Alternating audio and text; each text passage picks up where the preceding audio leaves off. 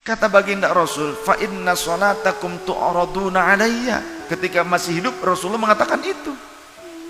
Sedangkan sepeninggal beliau sahabat Abdullah bin Mas'ud berkata,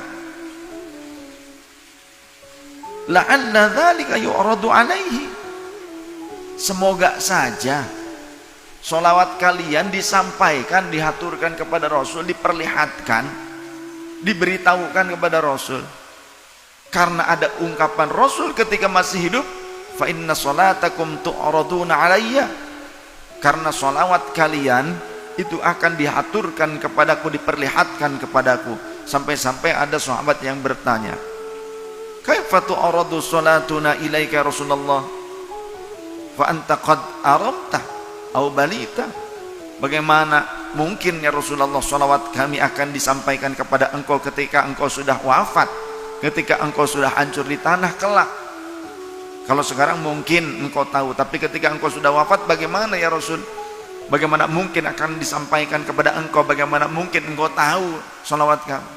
Maka kata baginda Rasul, inna Allah azza wa jalla harrama 'alal ardi ayyakula ajsadal anbiya.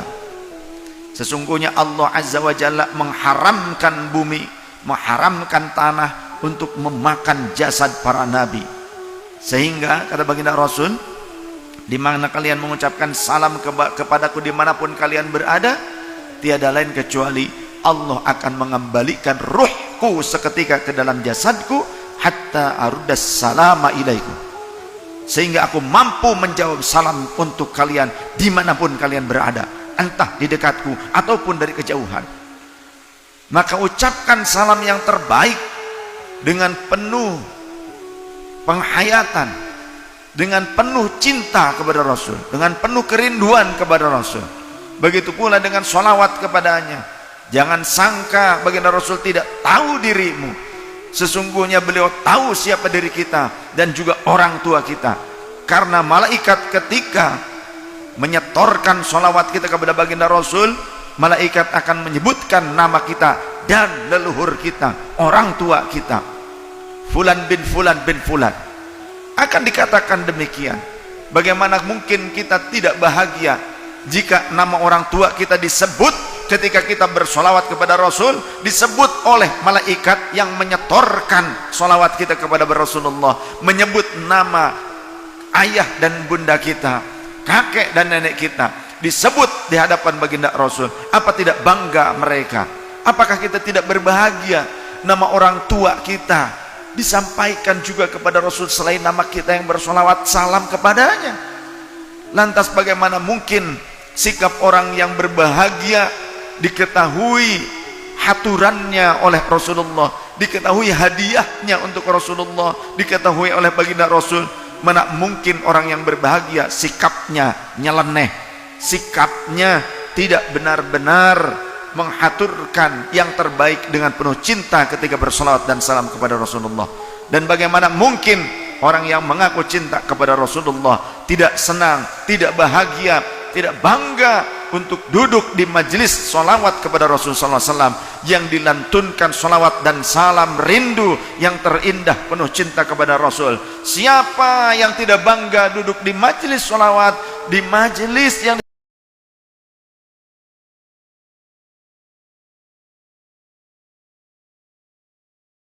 memiliki keimanan yang sempurna? Karena sahabat bertanya kepada Rasul, mata aku mu'minan shadiqan, kapan aku dikategorikan sebagai mukmin yang benar ya Rasul? Qala idza ahbabtallaha. Rasul menjawab, jika engkau mencintai Allah, maka engkau telah menjadi seorang mukmin yang benar.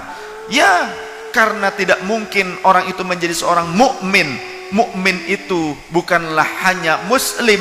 Muslim belum tentu mukmin, tapi mukmin sudah pasti muslim. Karena orang mukmin dia menjalankan rukun-rukun Islamnya dengan penuh penghayatan keimanan, keyakinan Allah dekat dengan dirinya, Allah menyaksikannya, dan dia akan kembali kepada Allah karena seluruhnya minallah, dari Allah, billahi dimampukan oleh Allah. Kita sholat perintahnya dari Allah, billahi kita mampu menjalankan sholat dengan baik dan benar juga oleh Allah. diperjalankannya. Kita datang ke majelis ilmunya ulama sehingga faham syarat rukun, syarat sahnya, pembatalannya, bagaimana cara sholat yang benar itu oleh Allah. Maka berarti orang yang datang ke majelis ilmu mereka diberjalankan oleh Allah, berarti mereka mendapatkan anugerah yang agung, sebagaimana Allah berfirman, yu'til hikmata may yasha wa may yu'tal hikmata faqad utiya khairan katsira wa ma yadhakkaru illa ulul albab wallahu ar-rasul a'lam bi muradi wa ma'na. Allah menganugerahkan hikmah, rahasia-rahasia ilmunya kepada siapapun yang Allah kehendaki, dan siapa yang dianugerahi hikmah oleh Allah maka sungguhnya ia telah dianugerahi nikmat yang begitu agung, pemberian yang sangat besar. Wa ma yadzakkaru illa ulul albab, dan tidak ada yang bisa mengambil pelajaran kecuali orang-orang yang waras, orang-orang yang punya akal sehat.